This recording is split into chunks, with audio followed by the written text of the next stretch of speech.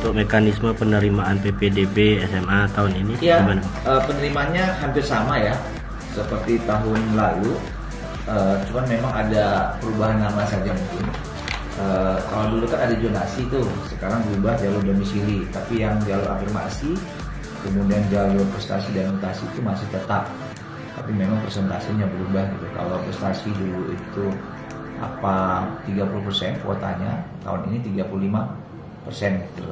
Yang kedua, mungkin di jalur prestasi ini bukan hanya basis raport ya kan sebagai syarat untuk masuk sekolah, tapi akan kita coba tes kompetensi akademiknya gitu. Supaya apa? Supaya raport dengan kompetensi akademiknya linear gitu.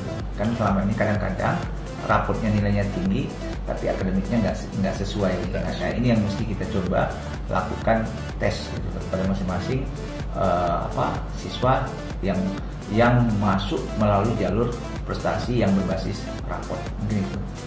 Untuk yang olahraga bang, prestasi di olahraga gitu? Ya masih, itu non akademik. Itu pakai ini juga? Ada non akademik gitu. Kan ada porsinya. Kalau non akademik itu sekitar berapa persen gitu ya, yang mungkin juga kita lihat itu prestasinya apa, tingkat nasional kah gitu kan. Nanti kita coba lihat yang jalur itu yang mana yang paling tinggi prestasinya, non akademik itu yang kita terima. Umum juga kita pakai jalur. Saya berharap semua sih supaya memang kita mendapatkan siswa-siswa juga yang betul-betul yang unggul gitu, bukan yang betul-betul punya prestasi gitu kan, bukan yang bosteran. Nah itulah anak-anak yang mungkin akan membuat sekolah itu terlihat ya kan baik atau tidak, itu anak-anak yang memiliki prestasi gitu.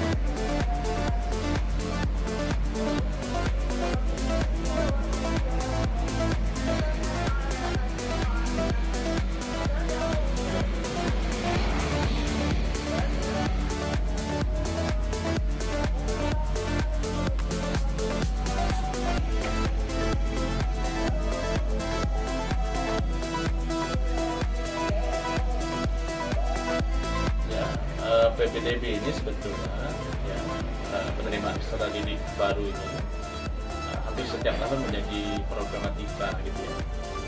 harusnya PPDB ini juga harus mulai dievaluasi sistem penerimaan ini.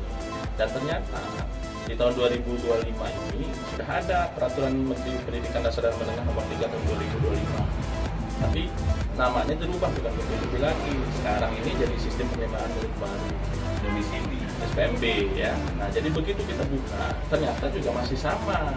Hanya rubah yang tadinya zonasi dirubah menjadi jalur domisili. Nah, terkait jalur domisili ini, pemerintah khususnya Menteri Pendidikan dan Kebudayaan harus kemudian mengevaluasi ini soal berapa jarak ya. Kenapa? Karena ada beberapa daerah yang kemudian tidak di-cover oleh ada sekolah-sekolah negeri di situ. Ujungnya blank spot. Nah, terkait hari ini kita sarankan agar ada upaya untuk merubah peraturan menteri ini, kemudian menyempurnakan dengan perluasan jarak ya, dan kemudian dengan sistem tes kemampuan gitu loh. Jadi sehingga bisa mengakomodir daerah-daerah yang kemudian blank spot yang nggak ada SMA negerinya itu. Jadi perluasan jarak, habis itu dilakukan tes kompetensi apakah masuk atau tidak. Nah, ini yang perlu, dan kami juga akan melakukan upaya perubahan itu, dan kami akan dorong dari Lampung bersama teman-teman. Berarti kita akan lakukan class action ya Pak? Kita akan melakukan upaya untuk agar kemudian peraturan menteri ini khusus jalur domisili yang tadinya dikenal dengan zonasi itu harus dirubah polanya. Karena ini banyak merugikan, karena ada banyak daerah-daerah di tempat yang kemudian blank spot nggak ada SMA negeri di situ, sehingga ini kan sangat merugikan masyarakat yang memang nggak dekat dengan sekolah.